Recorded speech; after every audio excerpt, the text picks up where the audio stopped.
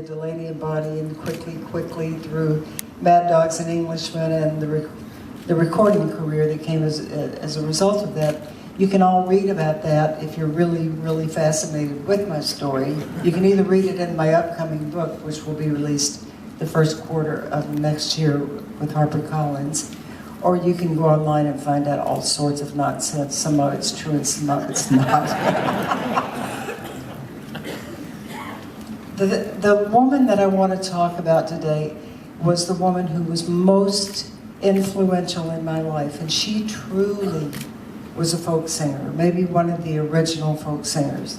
Her name was Laura Bell Stewart, and she was my grandmother. She was born in 1898. I'm sorry, 1878. Yes, that's the really hard part to remember. That my grandmother was born in 1878, my grandfather was born in 1868. And when I think about the fact that my grandfather was born almost 150 years ago, and just try to wrap my head around all the changes that have happened, not just in our society, but in music, in our community, it's really unfathomable. My grandmother went from Texas to Tennessee in a covered wagon when she was 12 years old, and of course wrote songs about that. She wrote songs about her family. She wrote songs about birds, the old blue jay, one of my favorite of her songs. She just wrote about her children, she wrote about life around her, and she sang all of the time. She raised 9 children and became my favorite person to spend time with. I loved her so much. When she was 95 years old in 1973, she took a trip from Lafayette, Tennessee, where she lived in a little tiny house up there by herself. She took a trip to California because there were surgeons in California who had found a way to remove cataracts from the eyes of elders, which had previously had been a very dangerous surgery, but she was one of the first women who successfully had that surgery. When she got to California, before the surgery, she had to have tests done, so she was there for a few weeks, and she stayed with my parents, who lived up on the mountain just above Priscilla, my sister Priscilla and Booker T's ranch, and they had a recording studio. And Booker, realizing what a great singer and great songwriter Mama Stewart was, he had the idea, presented it to her. Laura, would you like to make a record? And she's like, well, yes, I'd like a record. And there were mornings during the process when Mama Stewart would wake up and Booker would go up to the house to get her, and she'd say, well, Booker, I just don't feel like my voice is strong enough today. I'll do my vocals in the morning. She did get many of them done. When she had her surgery, Mama knew that Booker was African American, and it didn't make any difference to her, although she had grown up in a community in a completely white farmland country of Kentucky and never really had much interaction with black people at all. She certainly was a woman who had no prejudice in her heart of any kind. When she had the bandages removed from her eyes, Booker was the person that she wanted to see first. And when the bandages were removed, she looked at Booker and she said, with tears in her eyes, when I see the face of Jesus Christ, he won't be more beautiful to me than you are. That's the kind of heart that she had. And likewise, Booker loved Mama Stewart. He wrote a song about her called Be My Honeybee. And Mama Stewart wrote a song for Booker called Honeybee. He was the king bee and she was the queen bee. It's never too late to have fantasies, I'm telling you. They wrote songs about each other. My ex-husband, Chris Christopherson, also loved Mama Stewart so much.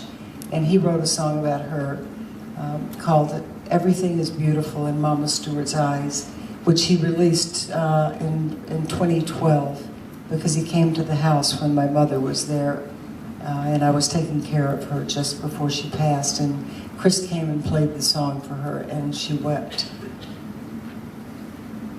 In 1994, Mama Stewart passed in 1982, with a legacy of hundreds of songs and poems, and a personality that just permeates every member of our family to this day. Everyone wants to hear stories about Mama Stewart. So in 1995, my sister Priscilla and my niece, her daughter Laura Satterfield, and I created a group called Walela, which is the Cherokee word for hummingbird. I forgot to mention that Mama Stewart was Scot in Cherokee, but she was a direct descendant of Mary, Queen of Scots. It was written in her Bible. She was 11 times. There were 11 great-greats in there. Niece of Mary, Queen of the Scots. So when we joined Walela, and really in our hearts, our goal was to go forward with the tradition of Mama Stewart, of singing our stories, and we began this project that became the richest in spirituality of anything that I ever did in my life. Priscilla and I wrote songs about our Cherokee grandmother called Cherokee Rose. We wrote songs about the Cherokee Nation and about the Trail of Tears, and we wrote songs about what we call urban Indians today, the way life is for Indians today. And when the collection of songs was done, we knew that there was one thing missing, and the one thing that was missing was Mama Stewart's voice. And because we knew that we had the recordings from 1973, we reached back into the archives and found Mama Stewart's voice and sang with her on our CD my favorite of all of Mama Stewart's songs. And I think it was hers too, because when someone asked her to sing, she always sang this song. It's called I'll Turn My Radio On, and Sean is going to cue it up on the CD, and we're going to listen to it together right now. The first voice you hear is Mama Stewart, the greatest of folk singers. All alone in quiet country, no one to help share my worries, nothing more I can do, all alone as sometimes blue. I turn the radio on, my radio on. When there's one you love me, disappear, no, not when, nothing more I can do, all alone, and sometimes blue. I'll turn the radio on, my radio on. I'll turn the radio on, my radio on. Yes, I traveled over the highway, and I traveled in the air. Couldn't find him anywhere. From the mountains to the valleys, from the desert to the plains, to the deepest caves of ocean, traveled over canyon again. Sometimes up, sometimes down, sometimes going round and round. Nothing more I can do, all alone, and sometimes blue.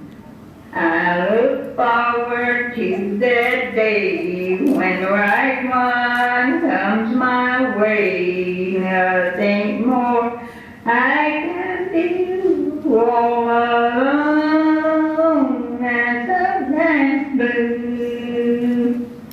I'll turn the radio on, my radio on.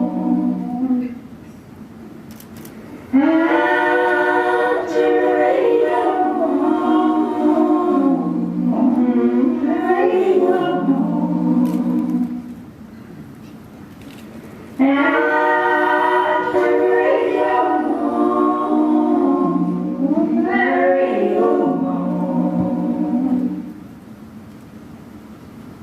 and then the album was done.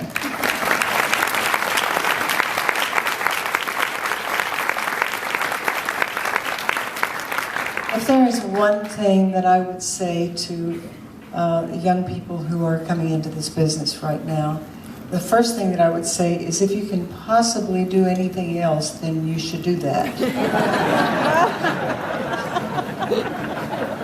And the next thing that I would say is follow your bliss, because that's the only thing that will make you happy. It has certainly worked for me, and it worked for Mama Stewart. Thank you all.